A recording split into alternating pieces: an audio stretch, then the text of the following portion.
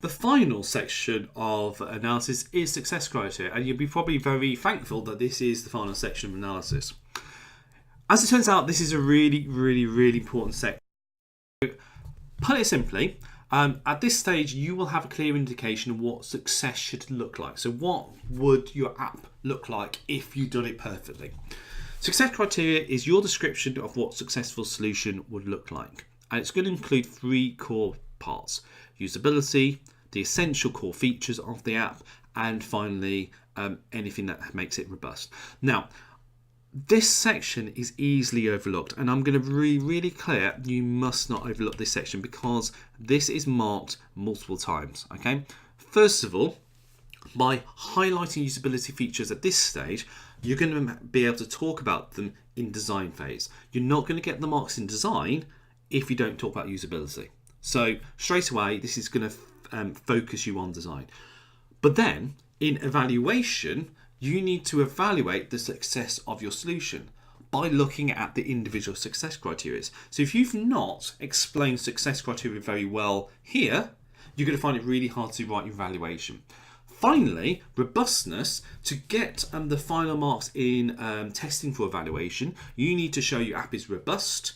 Well, how can you do that? Well, prove that it meets the success criteria of robustness here.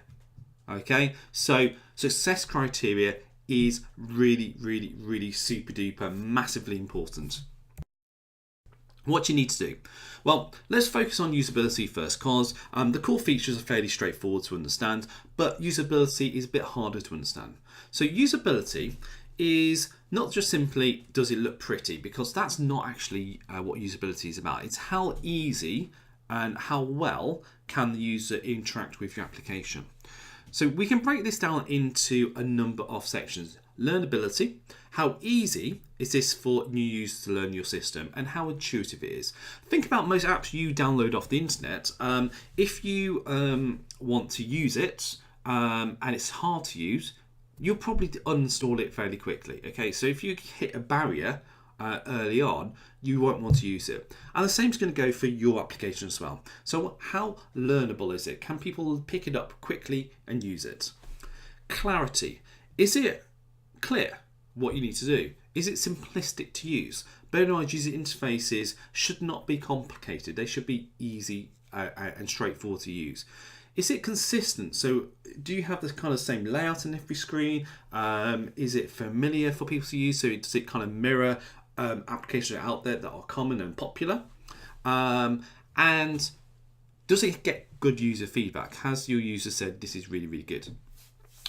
Efficiency, is it quick to use core features? So common actions, for example, the things you want to do more often, should be easy to access with few clicks, whilst things which you don't do very often might take a little bit longer to get to. So as an example, change the volume in a game, you might have to click on settings, then choose sound, then choose the volume control, but starting the game you press play. Okay, why? Well, when you open up a game, you want to play it. You know, sometimes you might want to change the volume, but not very often, and therefore common features, quick to access, few clicks, whilst less common features, you might need a few more.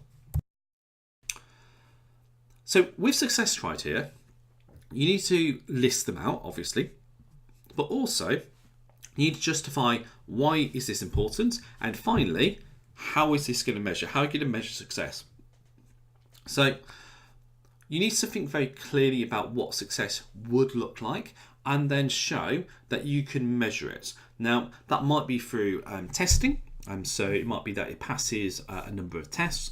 It might be through positive user feedback, and so you're getting feedback from users. Measuring how fast people can do something, or how fast it can be learned, maybe counting clicks, number of clicks to actually get there. So for example, you might have a usability success criteria which says, okay, my main feature will be accessible quickly.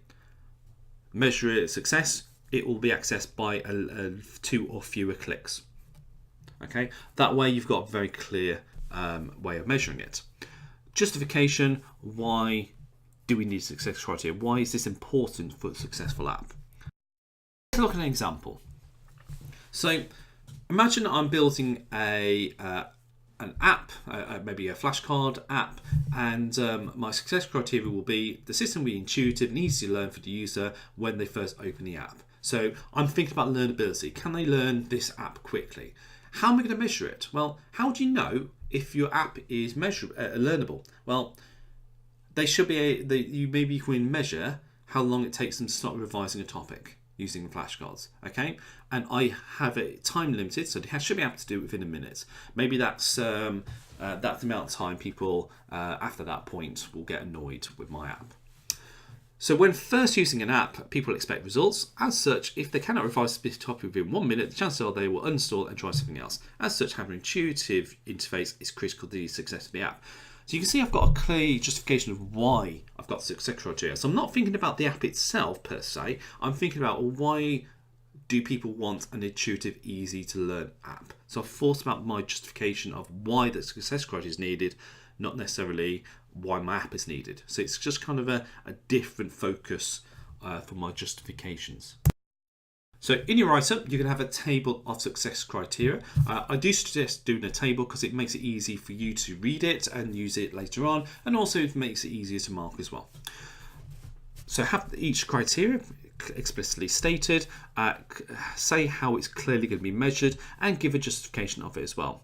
Your criteria should include the core features of your system, usability and robustness. Usability is really, really important, so do make sure you explain that well. So to get high band, you need to identify and justify measurable success criteria. So you need to show it can be measured, which is why that part is in there. It also helps you test it later on.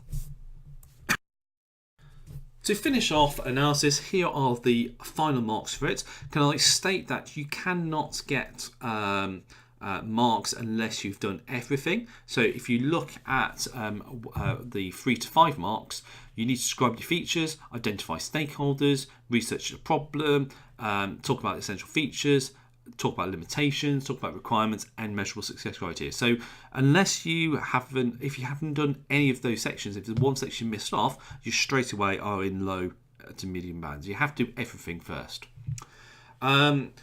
My strongest suggestions I can give you is get yourself a copy of the mark scheme and have that next to you at all times when you're writing this, so you know exactly what you need to include for each section.